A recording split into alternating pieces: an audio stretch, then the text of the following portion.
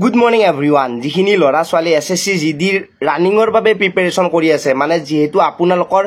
অসমৰ কোনোবা নহয় কোনোবা এটা চেণ্টাৰত ইণ্টাৰভিউ হ'ব মানে আপোনালোকক মই এটা কথা কওঁ যিখন চেণ্টাৰ লিষ্ট আপোনালোকে পাইছে মই ইতিমধ্যে টেলিগ্ৰামত আমাৰ অসমৰ চেণ্টাৰ লিষ্ট কেইটা দি দিছোঁ তাৰে ভিতৰত আপোনালোকৰ কোনটোত পৰিলে ৰানিঙৰ কাৰণে চিন্তা নাই সকলো ডিটেইলছ কম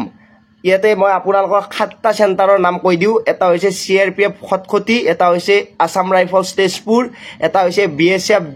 ধুবুৰী এটা হৈছে AR ডিমাপুৰ এটা হৈছে CRPF গুৱাহাটী এটা হৈছে আসাম ৰাইফলছ শিলচৰ আৰু এটা হৈছে আসাম ৰাইফলছ যোৰহাট মই আপোনালোকক মোৰ ফালৰ পৰা 100% এক্সপেৰিয়েন্সৰ ফালৰ পৰা কম যেহেতু মই ইয়াতে মাত্ৰ দুটা চেণ্টাৰত দৌৰি পোৱা নাই বাকি 5টা চেণ্টাৰত মোৰ ফুল এক্সপেৰিয়েন্স আছে আসাম ৰাইফলছে হওক বা CRPF হওক বা BSF হওক যোৱাবাৰ ধুবুৰীত দৌৰি আহিছিলোঁ সেইটো বাৰু নতুনকৈ গৈছিলোঁ বাকি তেজপুৰত মই 3বাৰ দৌৰিছোঁ মানে মই আপোনালোকক যদি কওঁ গোটেইকেইটা চেণ্টাৰত পাছ কৰাৰ কাৰণে মই এটা আইডিয়া দিব বিচাৰোঁ সেইটো হ'ল আপোনালোকে ফিল্ডত প্ৰেক্টিছ কৰিব লাগিব ফিল্ডত প্ৰেক্টিছ কৰিলে আপোনালোকৰ টাইম অলপমান বেছি লাগিলেও ৰাস্তাত আপোনালোকৰ কমপ্লিট হৈ যাব যদিহে আপোনালোকৰ ৰাস্তাত পৰে কাৰণ কেতিয়াবা কেনেকুৱা হয় মানে ধৰি লৈছোঁ আপোনাক সিধাকেও দৌৰিব দিয়ে ৰাস্তাত আৰু কেতিয়াবা এনেকুৱা হয় 800 মিটাৰৰ ৰাস্তা এটাত এনেকৈ ৰাউণ্ড দৌৰিব দিয়ে গতিকে আপোনালোকে ফিল্ডত যেতিয়া প্ৰেক্টিছ কৰিব তেতিয়া ৰাউণ্ডৰ কাৰণে কোনো চিন্তা নাথাকে আৰু মেইন কথাটো হ'ল কি 5 কিলোমিটাৰ বহুতে কয় বহুত সহজ কিন্তু মই এটা কথা কওঁ যিখিনি ল'ৰা ছোৱালীয়ে 5 কিলোমিটাৰ ৰানিং পাছ কৰে তেওঁলোকৰ সবচে ইম্পৰ্টেণ্ট বস্তুটো হ'ল মাইণ্ডছেট কাৰণ ইমান দীঘলীয়া ৰানিং এটাত মাজত ৰহিব মন যাব আৰু যদি অলপ বেছি স্লো কৰি দিয়ে টাইমটো গুচি যাব আৰু এইখিনিতে আৰু এটা কথা কৈ দিওঁ যদি এছএছচি জিডি ৰানিংটো এইবাৰ যদি চিপ লগাই দিয়ে আপোনালোকে গমে পাই কেইদিনমান আগতে মই এটা ইণ্টাৰভিউ দি আহিছিলোঁ সেইটো ইণ্টাৰভিউত মানে কেনেকুৱা হৈছিলে চিপ লগাই দিছিলে য'ৰ পৰা আৰম্ভ হয় য'ত শেষ হয় তাতে ধুনীয়াকৈ টাইম আহি যায় কম্পিউটাৰত আপোনাৰ 1 মাইক্ৰ'ছেকেণ্ডতো ফেইল কৰি দিয়ে এনেকুৱা আগতে যেহেতু এছএছচি জিডি হোৱা নাছিলে যদি নতুনকৈ হৈ যায় তেতিয়াহ'লে কিন্তু বহুত বেছি সমস্যা হ'ব কাৰণটো কি যেতিয়া ধৰি লৈছোঁ 200 300 বা 100টা ল'ৰা দৌৰিব দিয়ে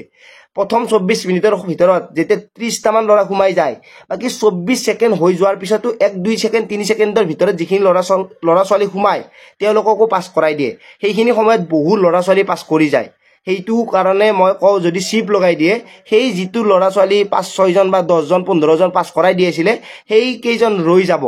কাৰণ কি যেতিয়া চিপ লগাই দিব কম্পিউটাৰাইজ হ'ব তেতিয়া সকলো ল'ৰা ছোৱালীকে এখন ৰিচিপ্ট দিব মানে টাইমিঙৰ 24ৰ ভিতৰত সোমালে 24ৰ ভিতৰৰ বাহিৰৰখিনি ফেইল এতিয়া মই আপোনালোকক গোটেইখিনি চেণ্টাৰৰ বিষয়ে কৈ দিওঁ প্ৰথম কথাটো হ'ল মোৰ সবচে বেছি এক্সপেৰিয়েন্স আছে তেজপুৰত কাৰণ তেজপুৰত মই 3বাৰকৈ ৰানিং পাছ কৰিছোঁ আৰু প্ৰথম কথাটো হ'ল কি প্ৰতি বছৰে ৰানিং ট্ৰেকটো একে যে থাকিব তেনেকুৱা নহয়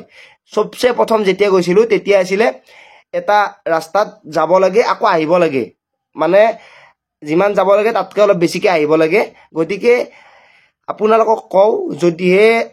তেনেকুৱা অহা যোৱা ৰাস্তা হয় তেতিয়াহ'লে আপোনালোকৰ মাইণ্ডছেটটো পুৰা তৈয়াৰ কৰি ল'ব যে যাওঁতে মই এইখিনি স্পীডত মেইনটেইন কৰিম আহোঁতে মই এইখিনি স্পীডত মেইনটেইন কৰিম আৰু কিছুমান জেগাত ঘড়ী ইউজ কৰিব দিয়ে আৰু কিছুমান জেগাত নিদিয়ে 80% ঘড়ী ইউজ কৰিব দিয়ে ক'ৰবাতহে নিদিয়ে সেইটো কথা আপোনালোকে চিন্তা কৰিব নালাগে ঘড়ীটো লগত লৈ যাব ঘড়ীটোৰ টাইমিংটো বহুত ইম্পৰ্টেণ্ট আৰু বাৰে বাৰে টাইম নাচাব বহুতখিনি সময় খাই পেলাব কিন্তু তেজপুৰত লাষ্ট বাৰ যেতিয়া দৌৰিছিলোঁ পুৰা সিধা ৰাস্তাত দৌৰিব দিছিলে গাড়ীত লৈ গৈছিলে আৰু আহিব দিছিলে গতিকে সেইটো এটা এক্সপেৰিয়েন্স মই কওঁ তেতিয়া বহুত বেছি ভাল হয় কাৰণ যাই থাকিব লাগে আকৌ ঘূৰি অহাৰ কোনো চিন্তা নাই তেতিয়া অলপমান স্পীড মেইনটেইন হৈ যায় কাৰণ 5 কিলোমিটাৰটো মাথাৰ খেল এইফালে টাইম আছে এইফালে স্পীড মেইনটেইন কৰিব লাগিব এইফালে ল'ৰা ছোৱালী কাটি থাকিব লাগিব 2 নম্বৰ যিটো যোৱাবাৰ দৌৰি আহিছিলোঁ মই BSF ধুবুৰী ধুনীয়া জাগা প্লেন জাগা কিন্তু ৰাউণ্ড দৌৰিব দিছিলে 4টা ৰাউণ্ড 4টা নহয় 6টা ৰাউণ্ড চাগে পাহৰি গ'লোঁ মই ৰাউণ্ড দৌৰিব দিছিলে 800 মিটাৰ নে কিবা আছিলে কিন্তু তাতে অলপমান আপো আছিলে অলপ ডাউনো আছিলে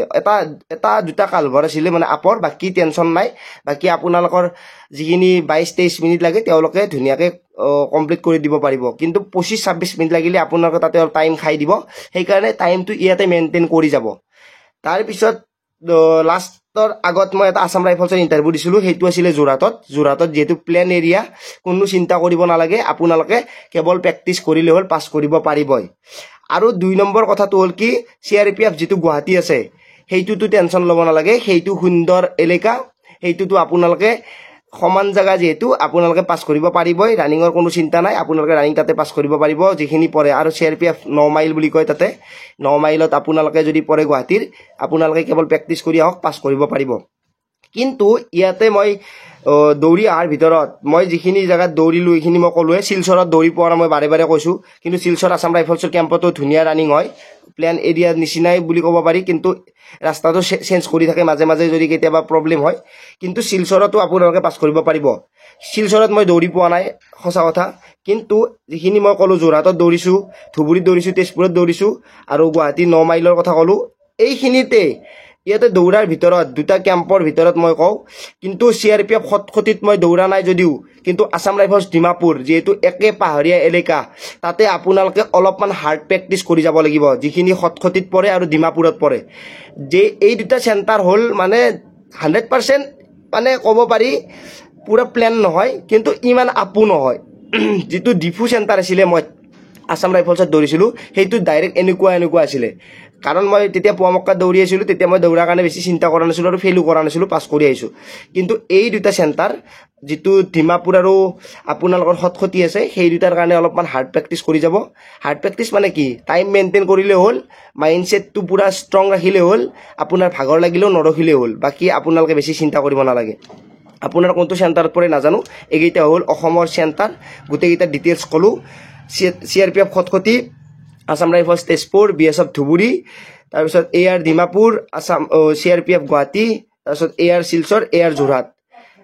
এইকেইটা চেণ্টাৰ আমাৰ অসমৰ চেণ্টাৰ বাকি আপোনালোকৰ চেণ্টাৰ যতে নপৰক কিয় সকলতে পাছ কৰিব পাৰিব যাৰ টাইমিং ভাল হি এনো মাথা মাৰিব নালাগে আৰু যাৰ অলপ টাইমৰ প্ৰব্লেম আছে এইকেইদিন খুব প্ৰেক্টিছ কৰা ভালকে প্ৰেক্টিছ কৰা মেইনটেইন কৰা খোৱা লোৱা গুৰুত্ব দিয়া পানী বেছিকে খোৱা বাকি বেছি চিন্তা কৰিব নালাগে যদি কিবা প্ৰব্লেম হয় ৰানিঙৰ কাৰণে আপোনালোকে কমেন্টত ক'ব পাৰে কি প্ৰব্লেম হৈ আছে টাইম মিলা নাই নে মাইণ্ডছেটটো মিলা নাই আপোনালোকৰ ভিডিওটোত মই কমেন্টত জনাব